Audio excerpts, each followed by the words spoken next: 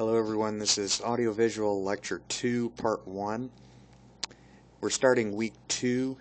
By now all of your quizzes should be turned in, except for a couple of you had trouble with the video last week, so that deadline was extended in a couple of individual cases, but for the most part the course introduction has been concluded, and we're moving this week into the kind of regular substantive part of the course. So in this lecture, we'll be going over structure of the airplane as far as how it's built and supported, different parts of the airplane, wings, the tail, control surfaces, and so forth, and then some of the materials that are used commonly nowadays in building aircraft. The reading for this week is out of two sources: the Handbook of Aeronautical Knowledge, chapters 2 and 5. And there's some extra reading that was provided via PDF out of the Principles of Flying manual, which you probably don't have because it's a really old book and maybe hard to find, but those have been provided via PDF, the parts of it for this week, pages 3 through 33 and 163 through 161.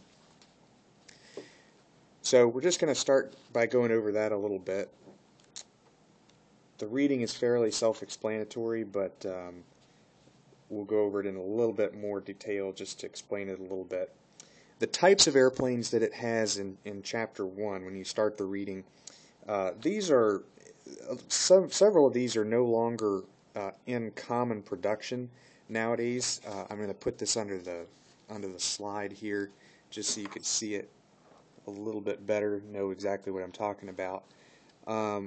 So this list right here, for instance, you don't really see biplanes or parasols or mid-wing monoplanes, certainly not these multi-engine bombers and so forth, but it does give you an idea of the different types of structures that have been used over the course of the development of the airplane. All of them still work. It's not that something changed, it's just that design has changed and improved over the years, and as more and more aircraft were produced, there were studies done to find out what's going to be the most efficient way, what's the most effective kind of trainer, what's the most effective kind of airliner, a bomber, fighter, and so forth, and those were kind of pared down. But it is important to know those different types of basic structures that we're classifying into biplanes, monoplanes, and so forth.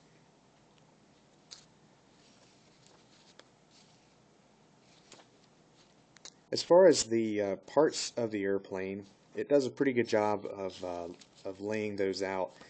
You'll probably know what wings are.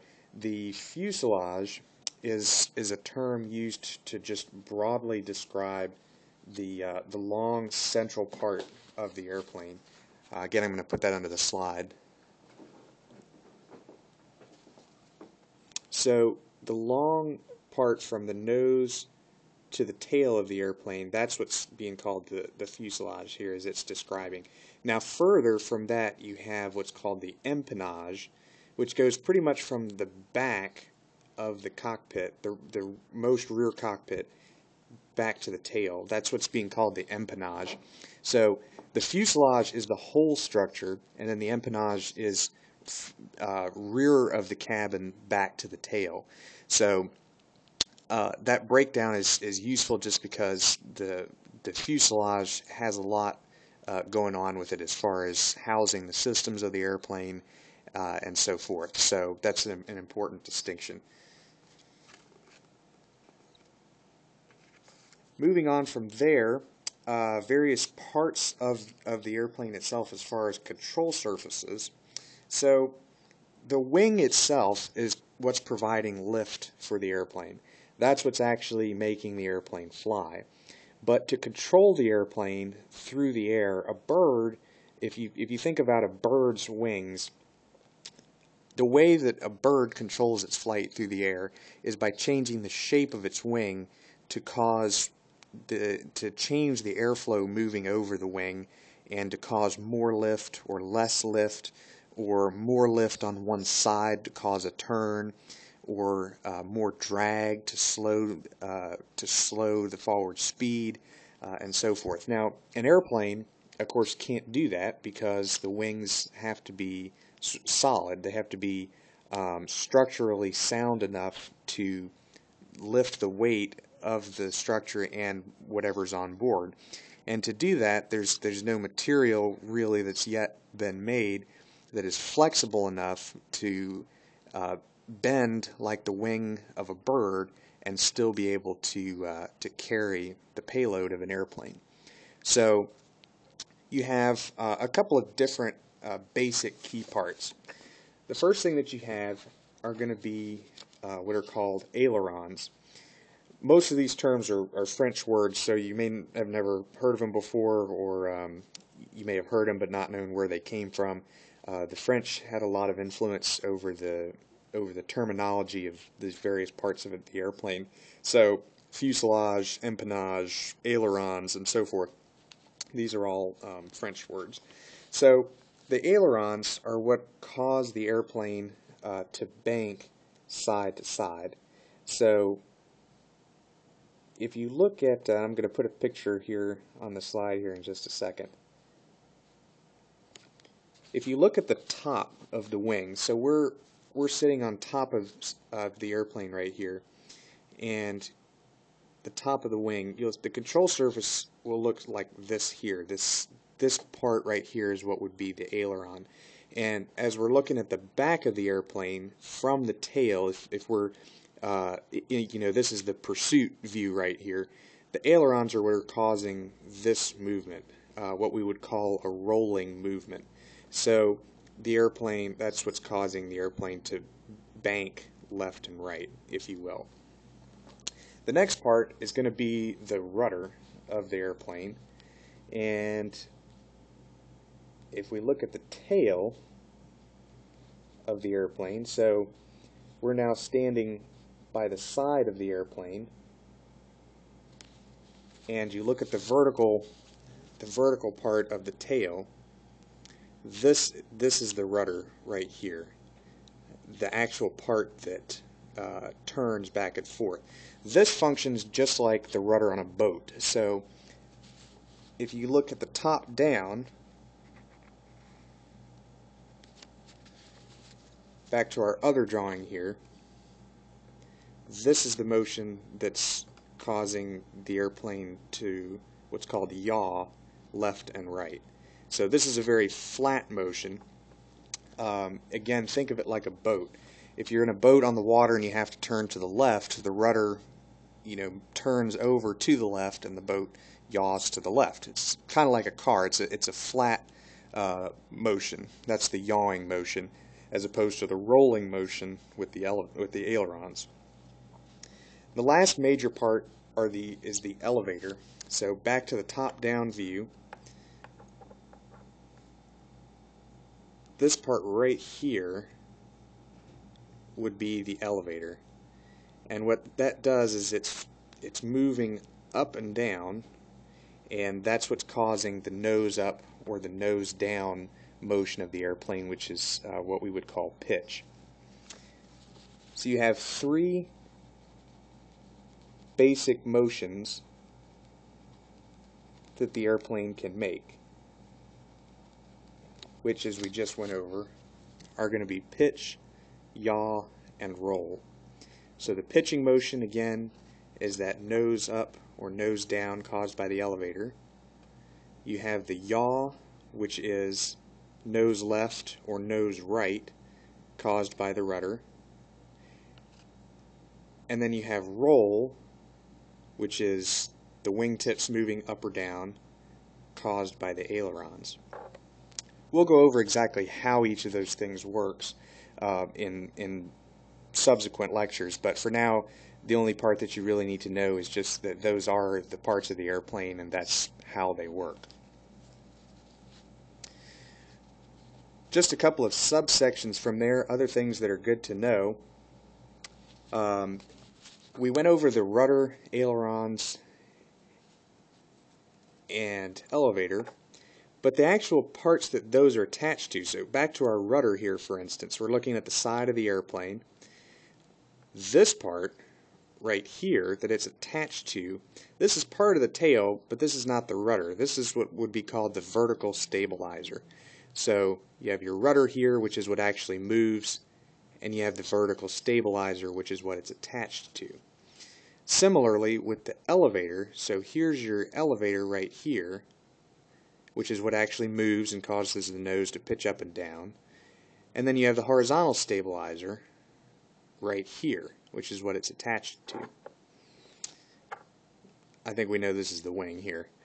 So there's a distinction there between the stabilizer and the actual control surface. And the reason for that is it's kind of like the fins or the feathers on an arrow. As it shoots through the air, it has to have something to stabilize its flight through the air. And so that's what those control surfaces are doing. Back to our picture, looking at the rear of the airplane. So, here's our vertical stabilizer right here. Here's the back of the wings, but let's suppose that's our horizontal stabilizer. That kind of is what the back of an arrow would look like. You have those stabilizing forces there that separate the airflow and make the airplane fly straight through the air. Another control surface that we have that's kind of a secondary control surface is called flaps. Now this is a more sort of modern contrivance. Flaps have been around for a long time, obviously, but the older book's probably not going to cover that quite as much because those were not common on smaller airplanes until later. So in the early days, flaps were just for heavier, larger airplanes, and the smaller trainers didn't have them. But nowadays, virtually all trainers have them. And here again, we'll go into what they do a little bit later in more detail, but for now, we'll just kind of go over where they are. So here's our aileron from earlier, causing the rolling motion. So here it is down here. And then inboard of that is where the flap would be. All the flap does is extend the curvature of the wing. So we're going to look at a cross section of the wing here a little bit. And what it's doing, the more curved the wing is, the more lift is produced. So a bird, for instance, when it's coming close to the ground and wants to slow down, is going to kind of curl its wings a little bit from front to back, just to create more lift at that slower speed. So down here, for instance, we're looking at the wing from the side. Here's the regular wing, and then here's the wing with the trailing edge part of it curved. So that curve, that drop in it, is causing more lift at slower speeds. So it's just something that has evolved over the years to become a little more common and a little more commonly used on aircraft wings today. We're also going to go over just a couple of some terminology with regards to the wing itself. We were just looking at a cross section of the wing and a couple of the parts of that. So back to the side view of it, what we have right here, there's a line that runs from the front to the back of it, and this is what we would call the chord line. It's a line that evenly splits the wing from front to back. So this is as we're looking at it from the side. We've gone to the wing tip and we're looking towards the fuselage on here. The front of the wing would be called the leading edge, and oppositely, the rear of the wing would be called the trailing edge, like so. Alright, this concludes part 1. We'll resume in part 2.